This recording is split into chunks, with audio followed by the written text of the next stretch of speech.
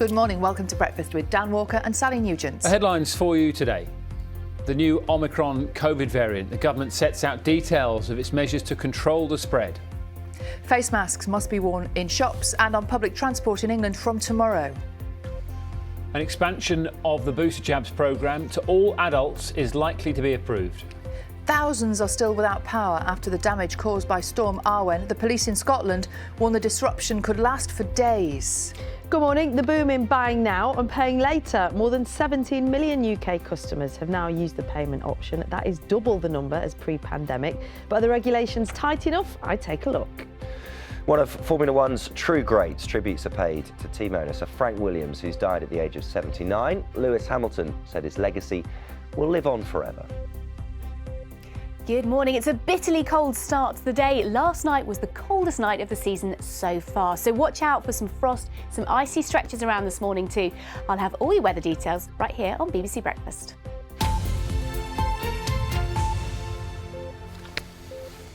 Good morning, it's Monday, it's the 29th of November. Top story for you this morning is efforts to combat the spread of the new Omicron coronavirus variant will be stepped up by the government today. It's expected a major expansion of the COVID booster jab programme will be announced later, before stricter measures including mandatory face coverings in shops and on public transport in England come into force tomorrow. 3 cases of the variant have been detected in the UK so far, with officials warning it's very likely that more will be discovered in the coming days. Charlotte Gallagher has more. This new variant was only reported to the World Health Organization last Wednesday, but its impact is already being felt here. 3 Omicron cases have been detected so far in Nottingham, Brentwood in Essex and central London. All 3 people had recently travelled to southern Africa. Targeted testing is now being carried out in those locations. Officials say it's imperative people come forward. What this new variant is showing us is it's really important that people get a PCR test. That's one of those tests that you either have to book or order online if you've got any sort of symptoms. The UK Health Security Agency says it's very likely more cases of the Omicron variant will be found. I think we'll detect more cases in the coming days. We are investigating suspected cases at the moment. That's anyone who's positive, who's returned from Southern African countries over the last number of weeks. We're chasing down those individuals and their contacts and asking them to isolate if they're within 10 days, and also retesting a number of contacts as well. That's extremely important in order to slow the spread in our communities. Concerns about this new variant has led the government to introduce new measures. From tomorrow, it will be compulsory to wear a face mask in shops and on public transport in England, bringing the nation into line with the rest of Britain. Scotland and Northern Ireland also require masks in pubs and restaurants. English schools are also being advised that staff and pupils in Year 7 and above should wear masks in communal areas.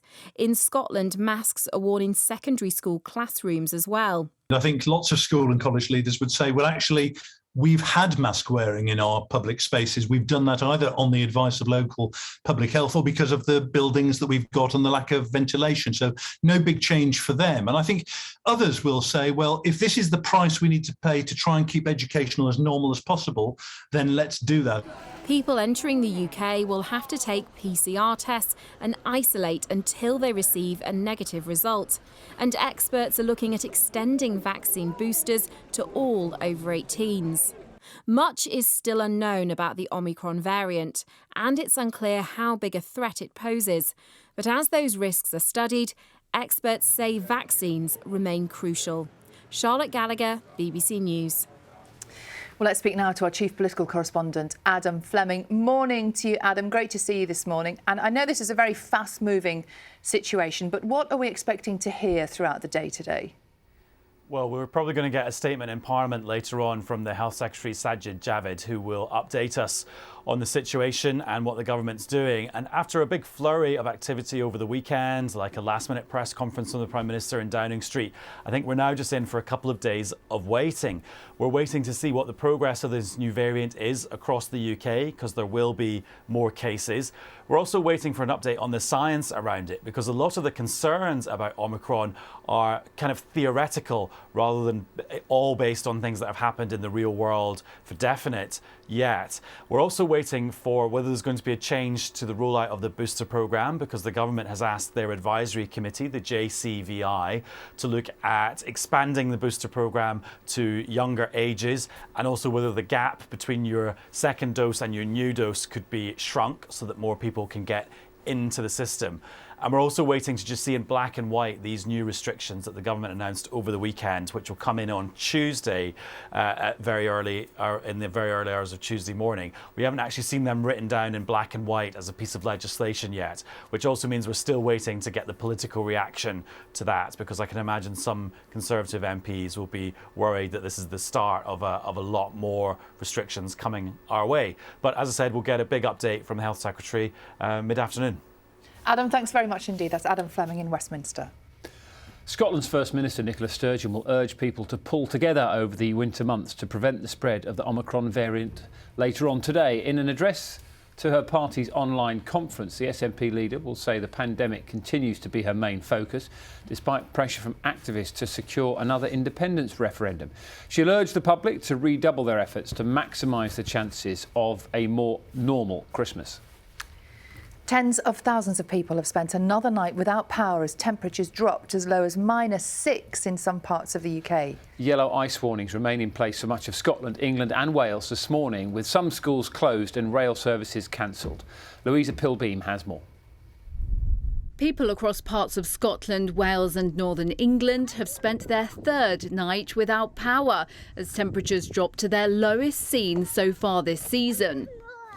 Scottish authorities declared a major incident after more than 40,000 were left without power, forcing the closure of schools and vaccine centres. Your viewers will remember Beast from the East in 2018. This is 3 times worse than that, and probably some of the worst conditions we've seen for the electricity network, certainly in about 15 years. Hot food, drinks and bottled water have been supplied to many of those affected, with vulnerable residents also being offered temporary accommodation. It's been tough. We've got a couple of kids, 1 9, 1 6. So it's been quite hard work. Luckily, my father-in-law lives about half a mile down the road. So we've been able to camp out down at his and have a few cups of tea and things like that. But yeah, a bit of a nightmare not having any lights and no heating. It's been freezing, and I've got 2 young kids, so we've had nothing to do and nowhere to go. It's been really cold and awful. Elsewhere, a Met Office warning for ice remains in place across much of the UK this morning, with drivers being urged to plan ahead for their journeys. It comes as the effects of Storm Arwen continue to disrupt parts of the rail network after gale force winds brought down trees and power lines, claiming the lives of 3 people.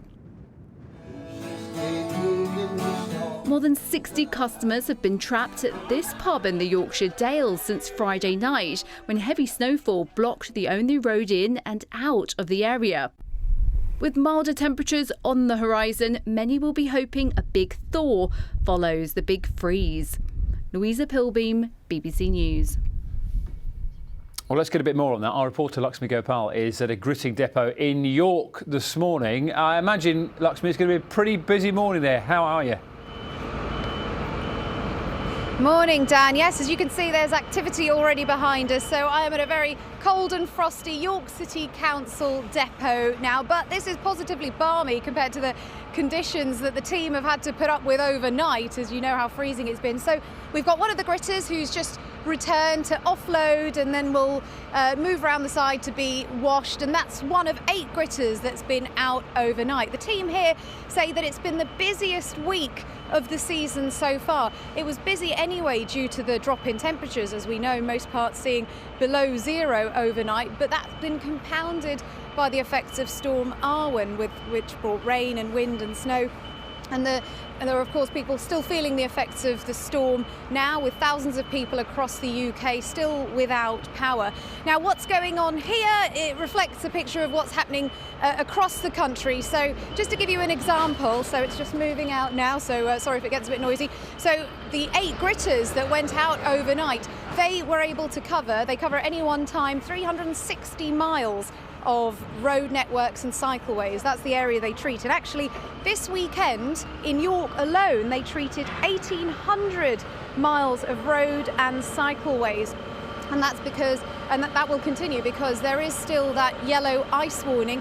And the Met Office says that ice will continue to make travel potentially quite treacherous, and say that people should plan ahead for their journeys because an ice warning remains in place until 10 o'clock this morning. Lakshmi, thank you very much for that. We'll speak to you a bit later on today. A 14-year-old boy will appear in court today charged with the murder of 12-year-old Ava White in Liverpool. She was stabbed in the city centre on Thursday while out with her friends to see the Christmas lights being switched on. 3 other boys, aged between 13 and 15, were also arrested. They have now been bailed. Ghislaine Maxwell, a close associate of the convicted sex offender Jeffrey Epstein, goes on trial today in New York. The British publicist heiress has been accused of trafficking 4 unnamed minors and grooming and recruiting them for her former lover to abuse in the late 90s and early 2000s. She's been in a New York jail since her arrest in July 2020 and has pleaded not guilty to all the charges. Labour is calling for an overhaul of the system regulating ministers' conduct, accusing the Prime Minister of failing to enforce the current rules.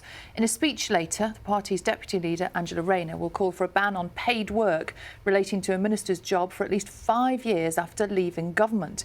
It comes as the Common Standards Committee is due to publish its own review of MPs' code of conduct. The government has said it is committed to reinforcing high standards. Barbados is to become the world's newest republic when the island nation formally removes the Queen as its head of state. Later, Prince Charles has arrived for the ceremony, which will take place just after midnight tonight on the 55th anniversary of the country's independence from Britain.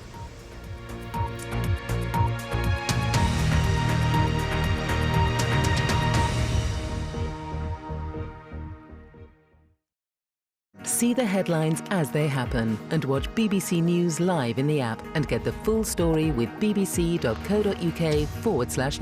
Follow the story for all the latest with BBC News.